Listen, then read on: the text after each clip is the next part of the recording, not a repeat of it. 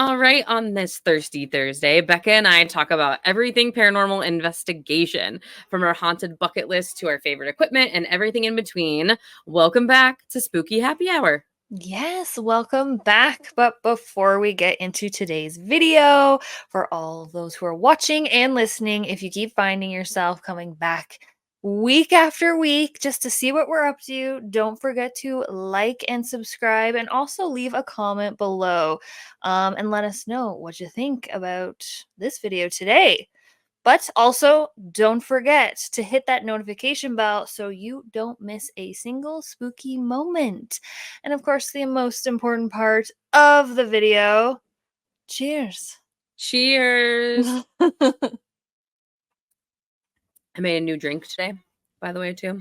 Cheersing always gets me like super hyped. I'm like, yeah, cheers. And my new drink for today, it's like a hodgepodge of whatever I had in my fridge, which was my I have blackberry whiskey from Ooh. Crown Royal. And I put that with my zero sugar pink lemonade. And then I just like top it off with some zero sugar 7-Up and make it like a spritzer. It's like a blackberry lemonade spritzer, and it's quite good. Nice. I just have those twisted teas that you recommended. The peach one's good. I'm telling you, man. I finished like a box of them this weekend.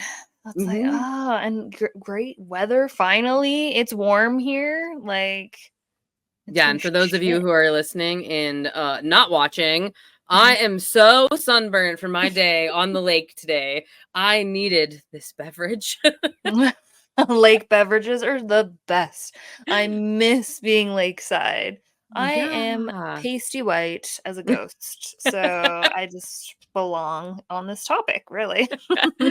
Ghostly White Becca and Red Lobster Bree are coming at you today with our favorite haunted locations. Honestly, it Yeah, just makes me want to like jump on a plane and fly to some of the destinations that we're about to talk about.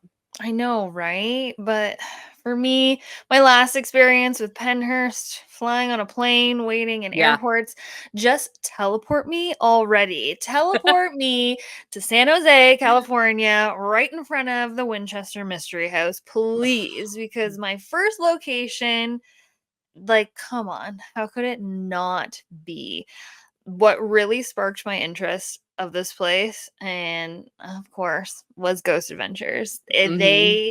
I had never heard of it before, and they introduced me to that location. And even I can't remember if they went there twice, but there's an episode and there's a mirror at the bottom of the stairs that lead to nowhere. And I think they catch like a weird hand or something in the mirror. And I just have to go to this place.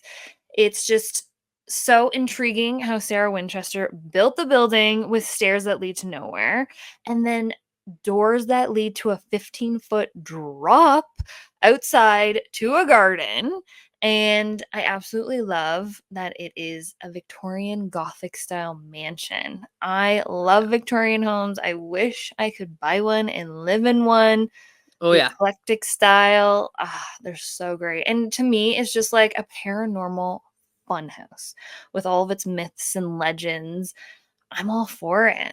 Like, I don't even have to ghost hunt, just like a daytime tour. Just like, let me get lost in this Just to maze. say that you've even been there, Mm-hmm. because the most intriguing part about this place to me is, well, yes, of course, the layout and like, but it's really the why. It's the story. Mm-hmm. Yeah. So Sarah Winchester's husband, right, was like Mm-hmm. with the Winchester Rifle Yep. Company. And so her thing was that anybody who had been killed by Mm-hmm. this Winchester rifle, whatever Mm-hmm. victims were out there, that their spirits were essentially like there and like haunting them. And I think Mm-hmm. that there was like a lot of deaths, right? Like her husband, and I think like I several think children so. of theirs died as well. Yeah. And so, with that amount of like grief and loss, and then this, which Mm-hmm. we always talk about when we talk about like a haunting, really is like grief and loss. And then having to always be under construction to confuse the spirits that were there so that she could get some type of like peace of mind, which is funny because it's like Yeah. one of the most insane things to do to get some sort of peace of mind. Right? And even I think it scared the construction workers Mm. because some of them didn't even can finish construction. And I think they had to like find new people and they like didn't make any sense. But yeah, like just to be in that location and seeing snippets from different like shows and YouTubers, another place on my bucket list that's calling my name. I really want to go to. And I Mhm, think that it's so funny because I think that a lot of these locations that like we are going to talk about mhm. were first introduced on Ghost Adventures. Like Yeah. my first location is Pavaglia Island in Venice, Italy. Mhm. You know, of course, like I like roll my eyes about Zach Bagans now and like him like being like possessed or oppressed or whatever. But in that season, I think it was like early on in season 3, Early this seasons. dude gets like affected. And at that point in time in my teenage years, I was like, holy moly, like he's really going freaking through it. And it's like you're on an Mhm, island that served as quarantine mhm, for it was like a quarantine zone for people with the bubonic plague, and it was then one of like the earliest insane asylums, and it changed into like a hospital and a nursing home and all these other things too, but like for a majority of that time it had seen again so much grief and loss. And the people that were inhabiting the island before it was used as this quarantine zone dates back to like the 5th century, like mhm, documented people being there from that time. And in the 1700s, the island was like a checkpoint for people and goods like coming and going too, in and out of Venice. So you imagine how many people wanted it inhabited the land. mhm, Two, came and went with all of the cargo shipments or whatever else was coming through at that point. And then you had the quarantine zone, then an insane asylum, then a hospital, then a nursing home. I mean, there is no way that it didn't see as much death as it did from like the 5th century when it was first documented until it mhm. closed in like 1968. Like that's crazy. That's Like the wild. long-term care facility didn't even close until 1968. So whenever I first like even watched that, like I could not watch it with the like in the dark. I had to have the lights on. Absolutely 100% had to. But I also watched it like over and over and over and over and over Mhm. again until it was like giving me nightmares for like months. I would just be Hmm. like on this like island. And I think even the first time that I watched it, I think it was the first time like I couldn't even really finish the episode because I was getting so like scared at that time. Like little teenage me was getting super scared. And then he and like Zach acts so different in that Mhm. episode. And it's like the beginning of it where, Yeah. everybody I think was so excited about everything that they were doing. Mhm. And so I was excited about it too. But those were like that was one of the scariest ones for me. But I want to go so badly because it's been isolated now for like so long and it Mhm. was used as a quarantine zone. And like we've talked about in other locations, that insane asylums and what, like they were really forgotten. Mhm. So it's like this space has been pretty much forgotten for a really long time. So the energy that is there has to be ready at any point in time to like interact with somebody who would walk on the grounds. And I would just love to see what that is. Yeah. Didn't they have issues with like getting on the boat to the island? There was like a time issue or something, and they thought like this was a sign, this was a curse. Like those early seasons were like brand new to them, like these big locations. And especially with a location like that, my second location, of course, is Vlad the Impaler's castle or Bran Castle, which is just outside of Transylvania in Romania. Come on. Like, who doesn't want to go to a castle, let alone the castle that was marketed as the home of Dracula? Whether he is real or not, people, we will never know. And it is the first documented mention of the castle that dates back to like the 1300s, like 1377. I think I was reading like Henry the First kind of made an act upon this castle. And, the 1992 film Bram Stoker's Dracula was also marketed around this movie too, or around this location as well. But the truth around that is Bram Stoker, who wrote the book, he had never actually stepped foot onto this castle. And I don't know why I said castle. I just had to point that out. Am I turning Minnesotan? I was gonna say, you're like channeling something. That was really weird. But yeah, in the description of his book, the castle's not even the same. So I think that was more of like a marketing ploy towards the movie with Mm, Dracula, but still there's so much history here, which is what draws me in even more. Just let alone like Vlad the Impaler, that name alone. It's just like, why, how could you not go to this place? yeah. And with all the haunted accounts and people stating that potentially Vlad himself still haunts this place, it's just iconic. And it's one of those places I want to see, but I don't know if I would be able to go to a location like that. Transylvania, Romania, it's a Mm. little bit far for me. Yeah, and I think too, like, I just wonder, like, culture and Hmm. customs, it's like, Right. what type of culture is there? Hmm. Because I think that sometimes when people take stories or base them off actual places and Right. they don't tell you that it's like not like true, right? They like, Hmm. if it's like inspired by or based on a true story, Hmm. like I don't know if people actually know the differences, between them that like, okay, you are going to use facts about that location in this one. And then one, you're just going to use it as a creative starting place for Yeah. whatever it is that you want to do. And so Hmm. sometimes I wonder like about the culture there. And it's like, do they also like think this is that like something that like locals would be afraid of or want to Hmm. also go and investigate? So that's what I would kind of really want to know too is like, okay, well, what are the cultural like customs and traditions around this? Right. And like, how does everybody else see what we've done with it and what we see in like our own American culture of these Mhm. European places? Yeah, and I feel like a place like that, it would very be hush hush. We don't talk about it, like myths and Like legends. Baviglia in Yeah. Italy, everyone Mhm. was like just didn't want to talk about it. Nobody wanted to Mhm. stay there. And I even think that their guide at that point in time was like, nope, I'm out of here. Like, this is the last like boat that goes, and I'm not Mhm. getting stranded here with you, like crazies. So no. Yeah. Well, even I think when Ghost Adventures goes there, they end up finding like someone down the line who is related to Vlad the Impaler. I for some reason got this image Mm, of pink flowers in my head. I think they were like talking to her. And she was kinda mentioning that kinda stuff as well. I haven't watched it in a while, and I hate to say this, like, I used to watch Ghost Adventures a lot.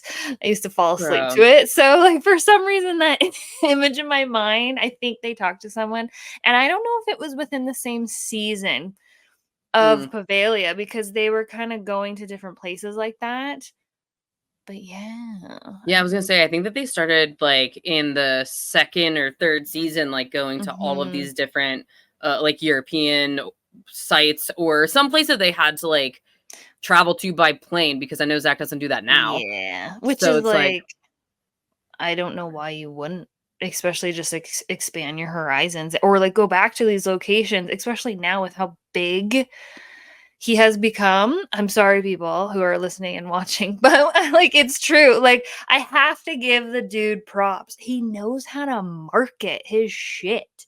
well, Like, yeah, and I always wonder too, like when did the fake shit start? mhm. You know what I mean? Like, was it that way from season 1? Did you just start doing shit in season 7? Like, did Well, you do it after, like, Nick went? Is that why Nick, you know what I yeah, mean? Like, all of those things, I'm like, yeah. I Like wonder what it changed for them. we don't know the backstory. I know like money can like go to people's heads. I have both of his books and I have read the second one a few times. But like it does go like the first one does go back to like when he was younger and his first ghost experience and everyone has that and it triggered the same thing in him like he saw someone in his apartment who didn't live with him and it was a woman and now he has spawned something that has been wild. But same with ghost hunters. Like, they've been doing it for so long, and they've created this whole like following as well, and they're still doing it, but they just don't market it and go as hard as Zach. I think it's sometimes money goes to people's heads. It's like going to all these locations though, like you know, whenever I was at Trans Allegheny and Hillview Manor and all of these other places, and the first thing that they like will tell you is like, oh yeah, that shit wasn't real. Like I, you know, he totally did this, or we watched him do this, or he asked us to do a certain thing and we weren't comfortable with that, or said, hey, don't say anything. And it's like, now obviously like so much time has passed that that's why people are now saying like, okay, well, we wouldn't invite him, you know, back here because of those things. And so I don't know, it's like kind of taints some of that like along the way, but like you said, it's like you have to give him props like where it's due, because I think that like, you know, all of my college roommates would tell, I would like shut all of the curtains and I would make it dark as shit even if it was the middle of the day, and I would have Ghost Adventures on or like Ghost Hunters on non freaking stop. That was just my jam. And so half of these locations I feel like that I've ever even learned about to start were because of them. And that leads to like my second location is Eastern State Penitentiary. I've already been there. I was there in college for a tour. A guy that I was dating at the time, he took me to a Duke basketball game, which is, you know, my favorite college basketball team. And then like, and I kind of like knew that's where we were going. It was like a surprise trip. And I knew that's like where we were going was to the Duke game. And then he's like, oh, and by the way, for your like spooky little heart, like I also got us a tour teaser. I was like, holy shit. I did not know that, because Philly's a gigantic city, right? Like I had no idea that like we could be so close to it too. Like it didn't even register in my brain. And it's a really intense place. Well, it's massive, first off, and the architecture is awesome.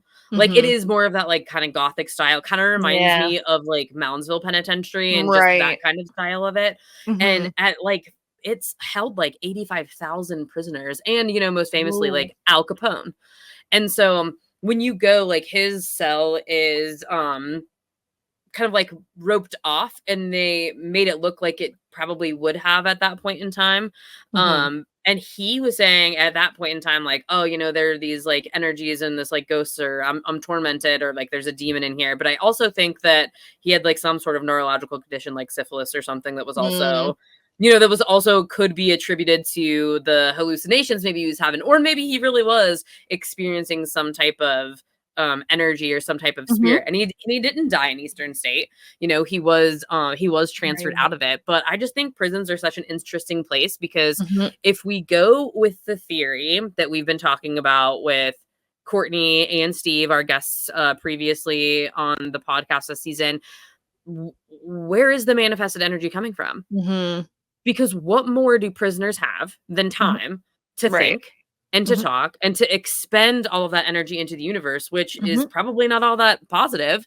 So not only are they deadly because of like the murders and all of the other violent occurrences that like could be there, but all of their own energy and the storytelling that they have, and like the storytelling that the guards have too. It's like, how much of that was manifested into all of these different hauntings that we like might not even really even know about. So I would love to go back and investigate, because it's been so long. It was probably like 2010, 2011, something like that. It's been a really long time. So, and they don't, you know, they don't do the investigations or whatnot anymore, but I think that it would just be cool to go back and like see it through my 33-year-old eyes now. Yeah. And speaking of like locations that I definitely want to go to, and not because it is haunted or not. Oh, this is definitely on my bucket list, and I really feel like I will be going here soon. I don't know why. I just know I'm going here and I have to go here. The Witch House, or the Jonathan Corwin House in Salem. Yes, that black house everyone takes photos of. They're witchy photos, and hopefully one day I will take my witchy photo in front of that, because I have a witch's hat just up there as well, and all my witchy books in the background. Whoever's listening, I have a bookshelf with a lot of witch books. And my witchy soul needs to Mm. go to Salem, and this will be the first location because it's been on my mind for years. And I'm always jealous of whoever I see on Instagram going and getting a photo in front of that house. But this place has history as well. And it is one of the few structures that still stands in Salem with direct ties to the Salem witch trials. And for those who know me, I've always been drawn to the witchy side. Salem is definitely on my bucket list. And so I just, if I don't know, this is another place. It's like Penhurst to me. It's just like you're Mhm. calling me and I need to go. And it's not just the witch house as well. There's also like witchy shops. And of course, you got to see all the memorabilia and the cemeteries. And there's a house that was filmed in a Rob Zombie movie called The Lords of Salem. So if anyone likes Rob Zombie movies, I Mm. know they are different. They're Mhm. unique, and his wife always stars in them, but I don't know. I like Sherry Moon. She's a fun time. But I think Salem is, like, on a lot of people's bucket list that even are, mhm, like, spooky adjacent, yeah. because it's, like, Mhm, for Hocus Pocus and all of those locations. mhm. I had somebody, who I know actually, like, surprised their daughter who's I think just graduated high school, and, like, for, like, a graduation present and was like, "I'm taking you to Salem," and Oh, she, like, freaked out. They did all of the pictures like you're saying, and mhm. it's just looks so awesome, and, part of me wants to go in October because I'm an October baby, and October is, like, the month that I shine, not just because I was born in that month, but because it's my favorite spooky freaking month, and Mhm, it would be so cool to go, but, and I think that's actually when they went was last October, and she had mentioned to me that, like, there were so many people that it was mhm. almost not worth going Yeah. during October, and Mhm, I think she said too that, some of the spooky stuff even starts, like, in the middle to, like, end of September, like, they're mhm. starting to Fall get everything time. out, and whatnot, but it's just, like, they go so hard in Mhm. October, and then, like, things die out afterwards, and it is more like fall rather than spooky, you Yeah, know? and I've heard, like, a few locals that have lived there for a while, they hate Halloween. They No, hate I'm it. sure. Like, and especially, like, me living in a tourist town, I don't like summer here at all because there's so many people, and it also, like, deters you from wanting to do things, like, I don't even wanna go on hikes anymore because there's just, like, there's so many people, and I love Halloween, and I love horror movies, and I would love to go to Salem during that time, but, of course, there's so many other places to go. It's just I think to go on, like, an off season would be Mhm. cool to see too, just to hit up all the hot spots. I think I heard September is the time to go.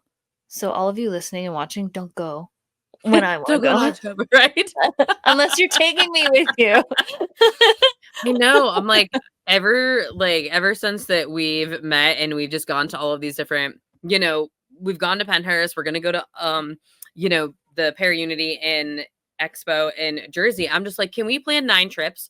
I want to plan Yeah. them right now, all of them. And that'll just Mhm. be like one of them. Because I am Right? so freaking sad that my next location, my final bucket list location is Crescent Sanatorium and Prison because Mhm. it's local. I've known about it Mhm. for, like, my entire life, and so many people have traveled, like, near and far to investigate this place, and the Mhm. last time that I was there was right before they shut it down and went into all of their the litigation and all of that fun jazz, but the last time I was there was for, like, a haunted house, and I have never actually been there except to go to the haunted house, and I Mm. waited in line. It was cold as fuck. It was also my birthday present from my then boyfriend. I have boyfriends that, like, have really great ideas that are all spooky and stuff, and I'm just like, "I give you all material. Like, Mhm. there is no way Yeah. that you can't do something that will make me Mhm. happy if it's spooky related." So, we were there and we were standing in line. It was fucking freezing, and we were there for, like, an hour and a half, and we moved maybe a foot Oh, gross. the entire time, and I was like, "Do I can't, I physically cannot stay here," Mhm. and it was my first fall since moving from Colorado, and I mean, like, it's, like, Oh, 75 until, like, December, right. you know? And it's so moist in the air, so it's cold as shit too. Mhm. Even colder than normal. And I'm like, bro, we gotta go. So we ended up dipping out at like almost the 2 hour mark, and we were nowhere near the beginning of the Oh. entrance into it. So I was really bummed. And it was like $50 that we lost out on. Mm, It's not like we kind of got like a refund or whatever, but it yeah. just makes me so sad that knowing that the last time that like my feet were on those grounds were for that. Like it Mhm. wasn't for, like an actual investigation. Haunting. But Yeah. I have like a bunch of friends that have been there, Mhm. worked there, had great stories from there. And then obviously Destination Fear went there twice back to back, which was like super different for them at that time. Mhm. And then they came back, again during their Pennsylvania road trip for Project Fear. And so Mhm. it's like, it's pretty iconic. It's one to have so many people go there, but for them to have gone there like 3 times, like I don't know any other place that they've really investigated that. Maybe Penhurst. I think Mm, Penhurst maybe because they went there for Trail Terror mhm. once at the end of season 1 and then back again for Project Fear when they did their Pennsylvania road trip And too. then, So I think like, paracons too, like, they're not investigating, but they did, like, pop in the tunnels apparently and surprise some people, but, like, they're still on the property kinda thing, like. right. It's like if something draws you back to that spot over and over and over again, like it's Mhm. really freaking worth it. Mhm. So I was just like crushed to know that like may never again be a possibility, but it's just their experiences and then like a lot of my friends' experiences that have gone. I'm just sad that I won't Mhm. be able to go, and if I do end up, going maybe one day, the history is just so rich there too. It Yeah. was an asylum, a hospital, a prison. Again, so much grief and loss, so much death, especially like, and it's like a gigantic campus too. So it's Mhm. not just centralized to like one building. There's so many different ones to explore, and it would be Yeah. my own paranormal playground, I think, if I had the opportunity. So I would love to go there. Yeah, 100%, and now, if we're talking about these locations, we also have to talk about our favorite equipment and what people use to investigate if we do end up at these locations. There's a couple we will. I think it'll Yes, happen. for sure. Manifest. Everyone, send us positive manifesting vibes. Becca's on her witchy shit. She's like, I'm making this happen. It's happening, people. I'm all in black. I'm decked out. So, I'm serious. Right, you're halfway there. Yeah, I'm halfway there. Um, so yeah, I haven't really dabbled too much with a lot of equipment. You've been to way more places than me. I've heard of everything. I think at a couple of like parties, we've tried on like our cell phones to just record something, and we've gotten something like just on a cell phone as Mhm. well. And like we're all kind of like that's kind of freaky, but ever since we went to Penhurst, I just wanted to do the Estes method. I find that for some reason, once I saw it, I was like, I have to do this. I have to go under. I want to know what it's like. And I love the Estes method. I don't know what it is, but I could probably sit there for hours listening to voices. I really want to do it properly though at Penhurst. I Mhm. think I just didn't want to miss out on too much. And it was during the day and there was a lot of people and I was really distracted. Um But to, like, so put I the eye mask on, you mean, and just, like, yeah, like, completely I block wanna out your go vision? completely blackout because I was, like, looking at my spirit app, and I was looking at you, and I was looking at other people, I don't know, and I found, like, just since when we went to Penhurst, it almost felt like it was like we were solving something or trying to understand what the spirits are saying, and we're piecing clues together, and my true crime brain just wants to solve this mystery because I love a good murder documentary, and my little detective brain kicks in. So when this happens, I just think I just need to do it because I know some people use a blindfold, or I've seen I think Sam and Colby have tried doing this, and I know Colin from the Paranormal Files has done this. There's sometimes a red light. I think there Mhm. was that episode with Project Fear. I don't know if that was at the mothership or Bobby Mackey's, but they have a red light. I think Colby goes under. Mm. And apparently red light is supposed to like help with the effect. Colin, I know, was using like these goggles.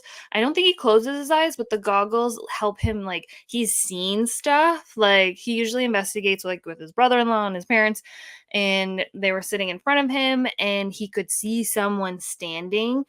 He couldn't hear, but I think it was Connor, his brother-in-law, who was like feeling someone behind him. So I'm like really intrigued by that. And now I know I think I brought it up with Courtney about the what Twin Paranormal are using. They have like this device where images pop up while they're doing the Estes method. So it is expanding. And for those who don't even know what the Estes method is, it's where you have a spirit box that does like a sweep through radio frequencies, and we plug in noise canceling headphones to the spirit box so we are able to hear more clearly without distractions. And I get distracted very easily, so I need a blindfold. Yeah. Next time we'll do that. But another device I love as well is obviously the digital recorder. When you can put the 2 and 2 together, sometimes it's a double whammy and a bonus. So you're able to hear a spirit's voice, which is just amazing on its own. You can tell whether or not it's a male, it's a female, it's a child spirit, whether someone's yelling or not. There's so many different tones and levels sometimes. Even when you're by yourself, people have gotten things. I think it takes a lot of energy for a spirit to even speak through a digital recorder, but also to be able to differentiate those voices as well. I think it's just an incredible thing. Yeah, I mean, when we were at Penhurst too, and we could just like we got a clear as day EVP saying yes. And if anybody has not seen our Paracon episode, please go check it out on YouTube. You'll get to see some of the investigation that the night that or the day that we had, and kind of like a culmination of all of those. But that was probably one of my favorite pieces of evidence, really, because Yeah. I've used the spirit box so many times that I can like, hear something come out of it, but I don't ever like most of the time I'm not recording that. Especially like Right. before I started going on like a lot of investigations, it was really just like me and my phone. Me and my phone and my spirit box out loud in a cemetery in an abandoned house. Like that was it. And I wasn't recording it. I wasn't taking a digital camera, like nothing.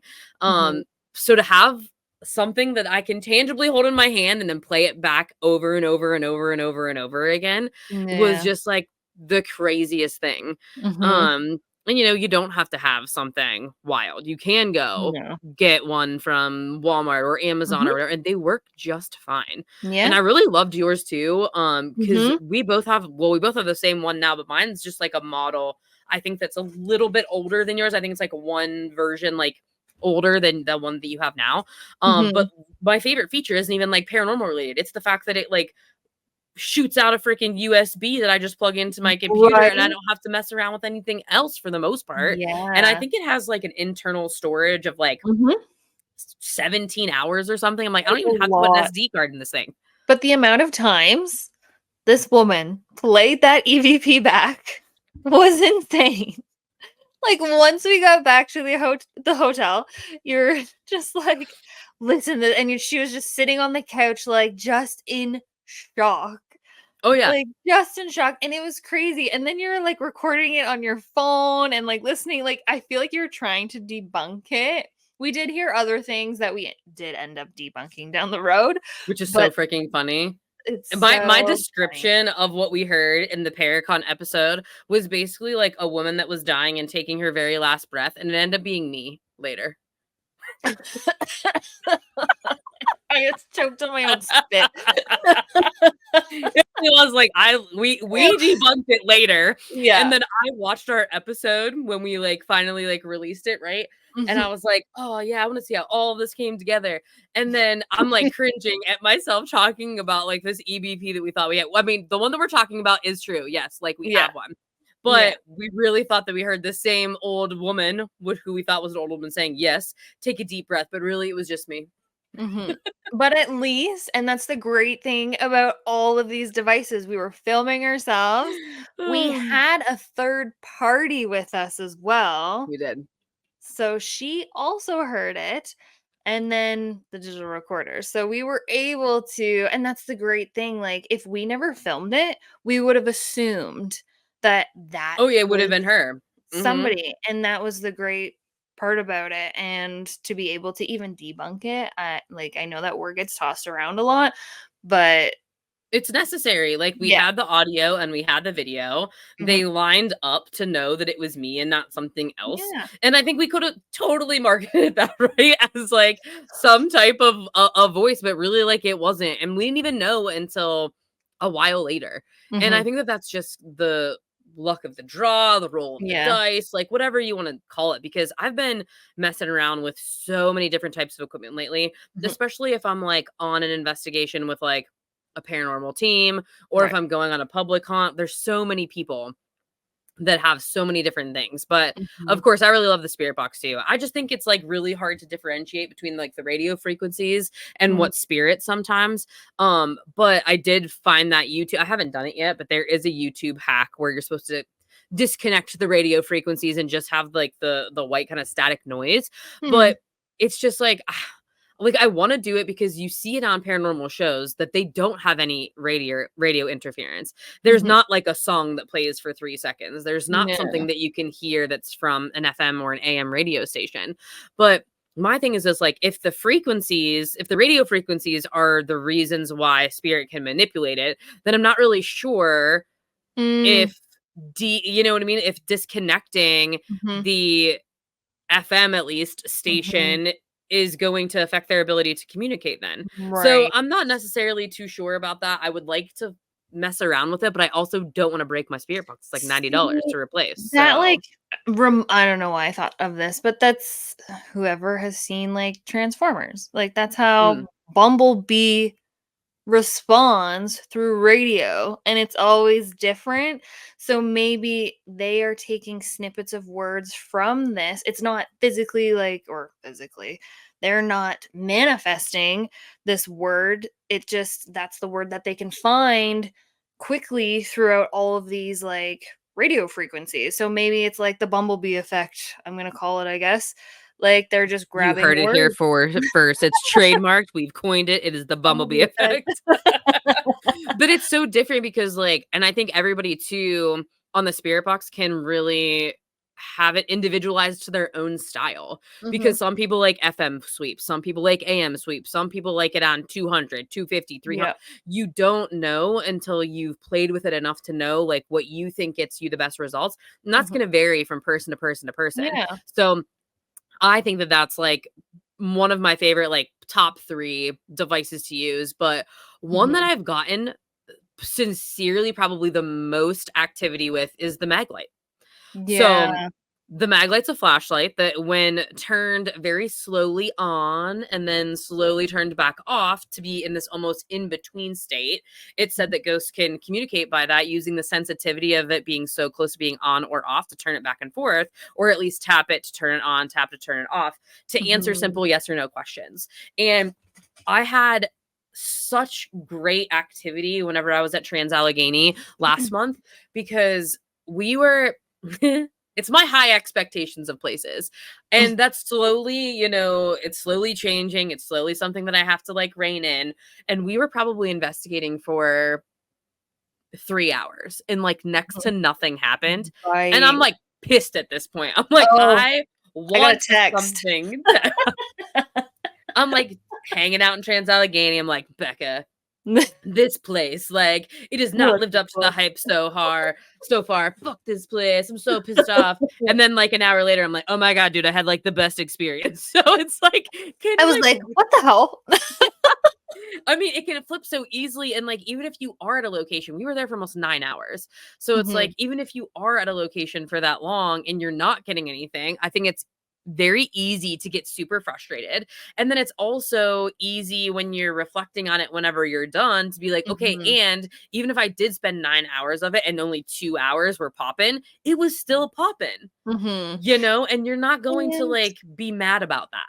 yeah, I also think, like, the time of night also comes into play, and then we also have to realize when we are watching, like, these ghost hunting shows, these YouTube channels, there's a lot of editing involved and there's a Yeah. lot of time taken out. Like sometimes when we're watching the show, it almost seems like things are just popping off like crazy. In all reality, they are breaking a whole night down to an hour and a half. Some people are doing 2 hours. Like, I know Paranormal Files, Colin, his videos are like Lord of the Rings extended edition long. Like, they're too long for me, so it takes me time to watch, but he does like the whole tour.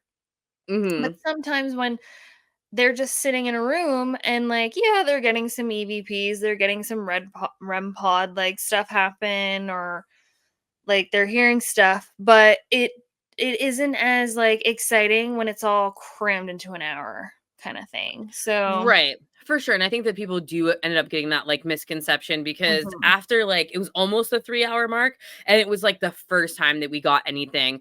And we went into the tea room on the first floor and there were pictures. It was really cool. I love that Trans Allegheny had pictures of what that room looked like when people were in it and full mhm, of people. And yeah. so it was like something that I could have in my brain before I walked into like a lot of the rooms, especially on the first floor.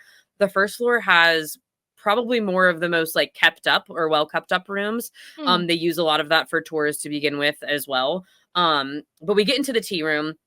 I'm sitting down. I put the mag light on, like the cabinet of I think where they would have had like their teapots or teacups and like Right. the saucers for them too. And if anybody, um, I don't think I've ever mentioned it on here, but like I collect old classic like teapots and the little tea sets. Oh, really? I don't think you've ever told Yes. me this. I love them. I actually have one that's sitting on my dresser right now, and my grandma had a lot of them too, so I inherited hers after she had passed Oh, away. And so I was cute. like just drawn to the tea room, Mhm. and most of the time, women would be in there. And so I was with a friend at the time and we're trying to like replicate maybe a conversation that one of them, would have had at that time Mhm. about tea or about like living there. And Mhm. you know, the list of reasons as to why people were admitted into this place was just crazy. Like your husband didn't want to deal with you anymore. Cool. You had PMS, you were Right. depressed, like they just threw you in there. And so we're talking about this stuff and I'm not getting anything. And my friend who like didn't really she wasn't really too keen on asking some questions or like Mm. putting herself out there Mhm. because her thing was like it really makes me sad, if I'm communicating with somebody who was here and was forced to be here, couldn't leave, maybe even died here, like that might make me a little bit more emotionally attached, and if I don't want someone to draw off of that energy, but she just wanted to be there to observe it and to experience it. And Right.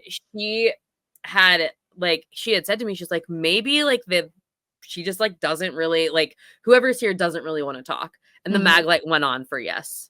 Like we were just talking to each other. Like Yeah. we weren't like talking to her. Wow. And then I get my camera out like to video record and we didn't get anything. And she was like, well, maybe she doesn't want you filming it. And then the mag light went on for yes. Mm. And I was like, Interesting. okay, so you see me, you see us, you don't want to communicate with us. Mhm. And then so I turned off my video camera. At this point in time, like, because we were on like a public ghost hunt, the guide that we had that like led us floor by floor on our investigations, he actually came into the room because he could hear what Oh. was going on. And Yeah. then she had said, like, well, maybe we remind her of, somebody. And it didn't go off. But then I asked, like, do you have kids? Or Mhm. did you have children? And it stayed shut off and we kind of took it as a no. And Mhm. then my friend had like said to me, oh man, like maybe she really wanted to have kids, but she couldn't because she got admitted in here like too early. And then she stayed here maybe forever and she never got to have any kids. And maybe she's sad. And the light went on for yes. And so we were like, Ooh. okay, you don't like us to be here. And then we kind of like continued to go on, but like the mag light kept going off, not when we were asking whoever it was direct questions, but really just when we were like hypothesizing about like what it really could be like to each other. And that was the Mhm. only time she really wanted to answer. So we came up with the story for all of her responses was that she got admitted into Trans Allegheny and she was young and she wanted to have kids and she stayed there for too long and she couldn't. and we reminded her of like the young girls that she could have had. Right. Or like maybe she was older and you could have been like her Daughter. daughter's age kind of thing. And Mhm. yeah. And it's a simple, like, I think other people don't think you're gonna get that much out of a Mhm. Maglite section, but because Cool. most people do just use it for, like, yes or no, but Mhm. we didn't, we were asking your yes or no questions, whoever it was, because we wanted to get that yes or no type answer, but we didn't. Mhm. It was just us talking, and it just lit up when we, like, kinda hit the nail on the head. Mhm. So, I thought that that was the coolest part, and that's why, I'm just beginning to use it more and more and more, and I think Mhm. that I get the most activity when I use the Maglite. I really started liking it when Twin Paranormal use it a lot. So they'll have two flashlights, flash one for yes, flash the other one for no kind of thing. Mm. And then they started doing something where they're almost using it like a Ouija board. They would put yes under a flashlight. They would write it on a card and then they put yes under it or no under it. But there was one episode, I forget where they were, and it was almost like a schoolhouse, and they're sitting in a schoolhouse. They have like two flashlights pointed up, and they write on the chalkboard like Alice, I think her name was. I think she passed away. She drowned. I think it was due to her uncle in like under the bridge. So there was something to do with the bridge. Um, and every time they would ask a question, like it would be her, and they realized it was her when she'd light up the Alice one. And then eventually they end up leaving this area. They go to a different building and they're asking questions somewhere else. And the flashlights, with they still have a static cam in this school room. It's just an old school, like desks are set up. There's still a teacher's desk. They have the chalkboard and they even like write like different questions. And they're trying to communicate with this little girl named Alice, and they're in a different building and she is lighting it up in Shut the up. other building. Yeah. The wildest thing that I saw, they end up getting like a wet footprint and like a child's footprint on the ground. I think it was like in the attic. They randomly go up there and Weird. River, Ryan's twin brother, takes like his foot out of his shoe and he's like, this is not like a 28-year-old's like foot, like matches it. And there was just one footprint. They immediately go downstairs and they check with the owner or the person that runs the property. And she was like, yeah, we have heard of this. And there was like, I don't know if it was grain or something, but there was dust on the ground. Mhm. So you could tell that nobody was up there and she drowned. So her little wet That would footprint, make sense, yeah. yeah, and, like, just to have, like, the flashlights Wow. going off, they had the footprints, and even on the bridge, they left a music box, whether or not bugs were making it go off, but that was also going off. So that is a huge, like, I love those guys, and I'll always praise them because they use so many different devices, and everything was just popping off at 3 different, still all on the property, but 3 different locations. Yeah, it's like, how can you explain that? Because you Mhm. might not even go an entire night and get one of those devices to go off. Yeah, and it's not like they don't let anybody up on that level where they found the footprint, let alone when was the last time a kid was here. I think she Right. was, like, 8 or 9, there was something to do with her uncle. It was one of the recent episodes, like, maybe a few months ago, so I highly recommend checking it out, I just do not remember where it was.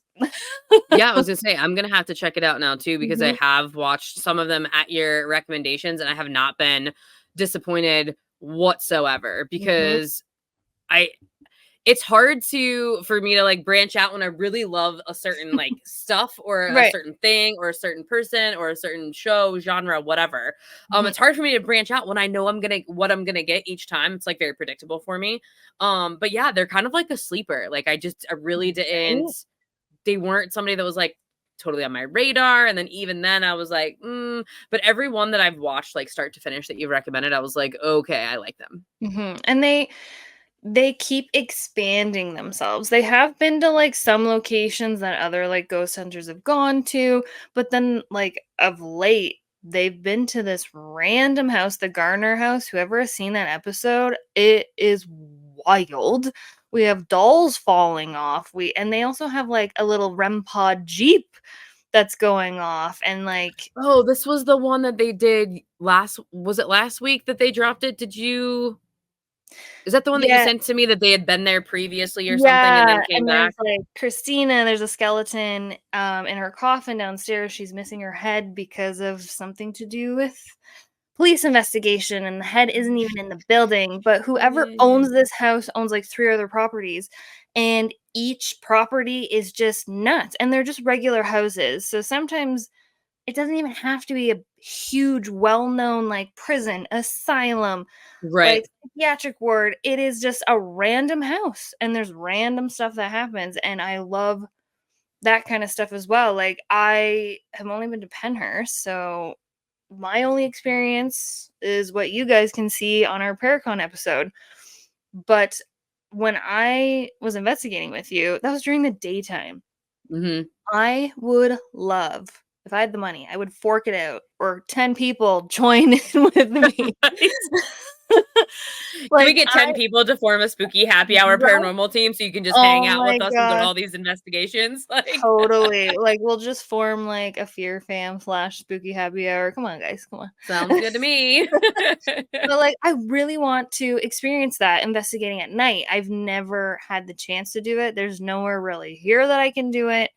So I'd really like to get the full effect. And I've been told that by a medium or a psychic, whatnot, that I'm kind of like a sensitive, and I can feel certain things. Like, sometimes when I'm alone, this has happened at like my childhood home, this has happened at my parents' current house, and it's kind of happened here.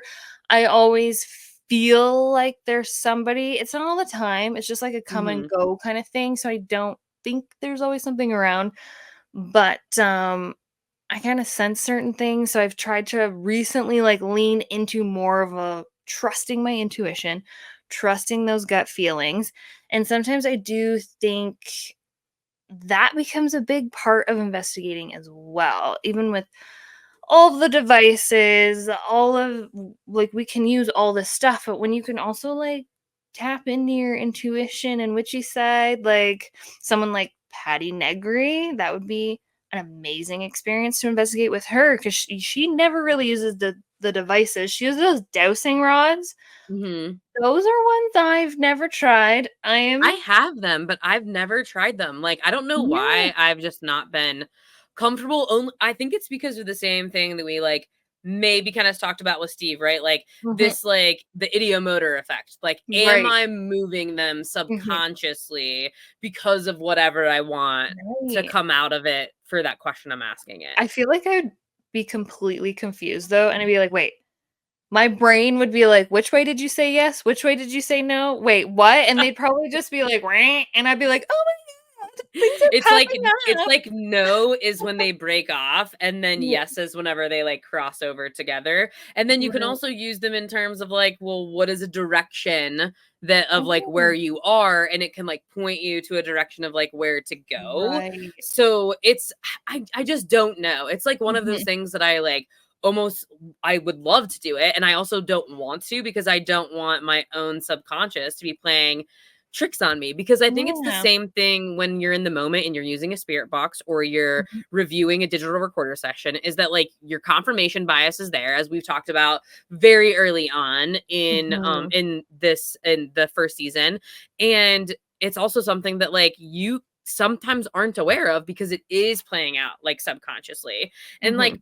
in most of my early investigating, right? Like I've had a ton of activity on the spirit box. Like I've had Right. voices tell me to get out, names and ages of kids that were buried in the cemetery that I was in. Wild. And but like you though, like I've been told that like my intuition is abundant. Like that if I Mhm. could just hone these gifts a little bit more, it would really serve me well. And I feel like, you know, we're on very similar journeys in terms of like Mhm. trusting ourselves and really coming into the intuition. And I don't know if it's just this rite of passage that all like 30-year-old women like over 30 years old like have to Right? take is like hey let's decondition ourselves from Mhm. how people have taught us how to be and really lean into our own gifts and I think that like when I first went to the Liberty Theater at the beginning of June, I didn't bring a single piece of evidence of investigative tools with me at all Mhm. whatsoever. And I mean, I used the spirit box at the end of the night, but most of it was just like me. It was like, oh, I have goosebumps everywhere. Ah, I feel really hot. I feel really cold. I'm Mhm. being drawn to this room. I'm getting this weird Right. feeling. I'm feeling nauseous. Like, just being in tune with your body, I think sometimes is like the biggest indicator of what's going on, because you don't need something to tell you Mhm. about it. You don't Yeah. need a REM pod to go off to say like, oh, something's here, because you can actually really feel it. Mhm. And like, I have had more investigations than I've ever done in my entire life in the last 4 months, maybe. Mhm. And every time that I go, I feel like that part of me just gets like more and more settled into like who I am. Yeah. And so I can call upon it a little bit better. But really I don't think that I would have had as much of a push to continue doing it if I didn't go to Hillview Manor. Mhm. And I think that I did that in like the spring. Mhm. And I just went by myself. I've investigated most of these places by myself. Mhm. And but then going with you to Penhurst when we were at Paracon and investigating, it was just like this flip of a switch. And Mhm. I was like, okay, now I'm obsessed. Like, Yeah. we've met so many people in the paranormal community just like doing what we're doing. And I'm super excited to even like investigate, you know what I mean, with some of them like Mhm. upcoming. And I am excited for Jersey because I think that we'll be able to find something nearby Yeah. where we can go and explore and do our thing. Cause I feel like you have to take advantage of the States while you're here and what Mhm. could be around. So I'm hoping if anybody is listening to this, if there's any location in under an hour's drive Yeah. of a wild, what is it? Woodbridge, New, Mhm. let us know because we are down to travel and do whatever. Um, and I think too, like, you need to know what you're getting into Mhm. before you start investigating. Yeah. And I was reading an article written by the one and only Amy Bruni. Amy Bruni, like big, huge fangirl over here. But it was called Here's What You Don't Know About Paranormal Investigations. And she outlined some really great points. The first one is that like you have to give ghosts a really good reason to talk to you. Mhm. And it makes sense because, like, Mhm. why would they want to talk to somebody that is only going to remind them about the day that they died? Yeah. Yeah. Like, the guy that I had at Trans Allegheny mentioned that, like, so many people go into Dean Methany's room and they just wanna talk about how he died. And Mhm. so Dean was, I think, like, a 52-year-old man. He was mute, but he had the mind of a child Mhm. and maybe, like, 4, 5, 6, like, somewhere in that age range, and he would often throw temper tantrums like a toddler. And the last time that he did, the doctors were just so fed up with that, and one of them in particular was like, "I'm gonna put him in the ward with the criminally insane, and I'm just gonna teach him a lesson." Oh, man. And 48 hours later, he was tortured and murdered. And so the guide mentioned that, like, people Oh. who do go into his room and they talk about, like, how he died or, like, what was it like to feel this? Or what was it like whenever you were in there being, like, hung up and down, up and down? It's like, they don't get anything, which is understandable. Like, why would he wanna talk to you about that? And so Yeah. besides the tea room, Dean's room, I was, like, significantly affected, and it was at the end of the night. It was Mhm. the last room that we were in, and we had an incredible mag light session, like, probably the best that I've ever had whatsoever, and the guide afterwards, he was like, this is how you do it." He's like, "You have to talk to him like a kid," and you did, Mhm. and that's why you got it. He was like, "The next group might come in and talk to him about his murder, and they're not gonna get shit." But Yeah. we knew he was there that day. We knew it because of, like, all of the spot on intelligent answers on the mag light. So it's like, Mhm. you do have to make sure that they feel comfortable Yeah. communicating with you. So it's like, I feel like me and the people that was with, like, gave them a really good reason to communicate with us just by being kind. Mhm. Yeah, like, I highly agree with Amy about giving spirits a reason to talk to you. I love when investigators explain to spirits what devices they're using, not to us viewers. They're not explaining it Mhm. to us, they're explaining it to the spirits. They explain how they can use their energy to communicate with a specific device. Yes, whoever's new and never seen the episode of whatever they're watching, it's great to explain that. But this is I'll bring them up again. This is why I love Twin Paranormal. They do that. Like, they also introduce themselves. They've gotten themselves into a rhythm in each episode. Every time they take out a digital recorder, a REM pod, they do the Estes method. They always go, my name is this, this, and this, and we're introducing ourselves. They're really respectful of the location. They also do their history as well. So it's not like they're going in blind to the location. Mhm. And they do try to respect their surroundings. It's especially when crews are in locations that have had deaths from like the 1800s or earlier. These spirits, we have to remember, they have no clue about electronics. If you're going to whip your phone out and like have the spirit app, they don't even know what a phone is, let alone they have no clue what a freaking light bulb is. The light Right? bulb wasn't invented until like what, 1872 by, you're welcome, a Canadian. Thank you very much. Thanks for giving us electricity and stuff. Like, Sorry, not sorry. Though like candlelight would be cool and like oil lamps. I would totally go back to that. mhm. It would But actually be like awesome. it just makes sense to explain what you're using to the spirit. And if you know, like Dean, you knew his name, you knew what he went through, so you could kind of explain it. And then I feel like for the amount of people that go to locations and investigate, I think spirits do get kind of, yes, they're dead, but they probably get tired of the same old thing Oh, I'm over sure. and over and over again. And this is kind of like what I said with Steve. Like, how do you know, like, if a spirit is just sick and tired of this crap and they just say, I'm a Right? demon, I'm the devil, Diablo, get the F out of my room. I want to be Right. alone. Like, I'm a freaking introvert. Doing a podcast is a lot for me. Like, Well, and you mentioned though too, it's like if you don't know what you're stepping into, mhm, like that is a red flag because like her yeah. next point is like you have to do your homework. Mhm, And you really do. If you go into an investigation and know nothing about its history, who lived there, who died there, what haunted accounts have occurred, you're not going to know what to look for, and therefore you're not going to have a clue as to what to really ask and how to right? stimulate activity. Now, I think that it's different, like because Destination Fear, Project Fear has done this previously, where Mm, like Dakota will know. They don't know.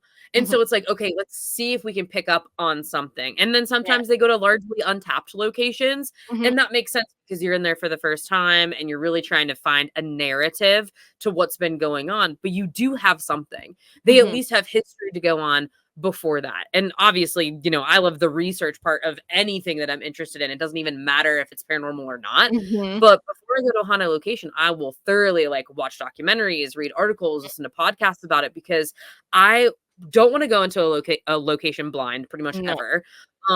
But it also is like if I am using my intuition, if I have these things in my back pocket, mhm, then I'm going to know intuitively mhm. what to bring up in that moment. Oh, 100%. You're just able to tap in to that. Like, even going to Penhurst, I knew a little bit about the history. We had done our research, but once we did our Penhurst episode, our finale episode, we did way more history. And that really kind of affected me about how I reacted there. Yeah. 'Cause I was just like, "Dude, like, that spirit box session in that dark closet with the little boy saying hi, like, that hits me so hard," and then doing the history and watching, like, Stuff for the Children, that hit me even harder. So I really think, like, doing your homework makes a huge difference. 110%. And I really think that like when we do go back, because I'm sure we'll go back next year, that we'll have to figure out like something to do so that we can use all of the things that we do Mhm, know now to investigate. And her next one is like having good manners. And I mhm, think that it just makes sense. Like you said, like Twin Paranormal, like they go in, they greet the spirits, they explain why they're there, they mhm, introduce themselves, they say what we're going to be doing. Hey, this is what you can expect from us, like while we're here. And like my thing is like to even have like a closure message to mhm. them saying like, hey, thank you for the experience. And I know that some people do this and some people don't, but every time I leave a location, I have to remind them like, don't fucking follow me home. Like, Yeah. just please stay here. Like, you may Mhm, want to attach yourself to me or somebody else, but don't, right? Like, this is your space and we were here because of that. You don't need to come home to mine. Right, exactly. And that is the same thing that Twin does as well.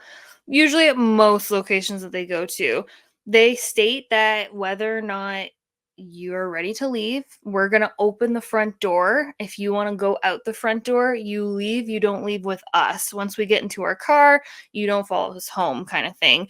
So that's another thing why I really respect those guys. Yes, they're a lot of fun and they're a little bit wild, but when they do go to that location and they introduce themselves, I truly think using this formula, they get a lot more activity as well. It also could be the editing. I don't know. Could be the editing. But there's layers to it, of course. Yes. Of course. But sometimes, like, when you introduce yourself as well, now they know your name. And sometimes, like, they even have their name said back to them.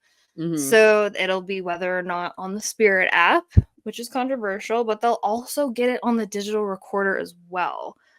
So sometimes I find that interesting. And even that episode I was talking about at the Gardner house, something really wanted River. They wanted him alone. They stated his name, didn't say anybody else's name. So sometimes it can give a spirit power over you, maybe. And that's the same thing how we think about demons. When you know its name, you have power over it. Right. So, like, to me, also in real life, in the spirit realm, like, respect is earned. And if you are respectful of these locations, the history, and your surroundings, I think it makes a huge difference. For sure. And I think that, like, to some degree, depending on what type of spirit you're dealing with, you're going to get it back.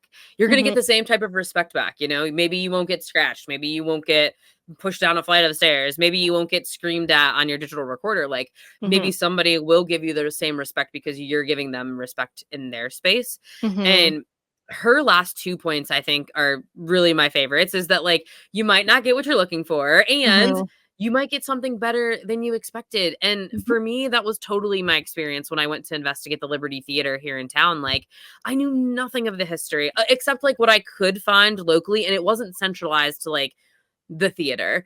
And so there was no, like, formal tour. Like, I wasn't really sure about the spirits there. So that was one where I really did go in blind. And I like, almost didn't have the option, right? Like, I did go in blind. But then after interacting, like, with the spirits there and the local team that I was chatting with, we ended up forming so many more stories. And I could have even thought that I would have had experienced when I was there. So I got away with much more than I bargained for. It was literally insane. But that was the same thing with Penhurst. You went in with high expectations. I went in with low expectations. But yet we still came out, I think, on a pretty level outcome. Like, we still got some evidence. I think our disappointments were much more with, like, the living than they were from the dead. Yeah, unfortunately. And I think that really, like, impacted, you know, maybe the results that we got or our experience, like, as a whole, was that they kind of tainted it a little bit more than what we would have got if they weren't there. Yeah. But yeah, I'd like to thank all of you. We're at the end of this episode, so thank you for watching and listening. So we will see you guys next week for another dose of your favorite ghoul friends while we explore a topic we haven't really discussed yet on this podcast: haunted objects. So you don't want to miss it. And until next time, cheers. Cheers, y'all. Bye.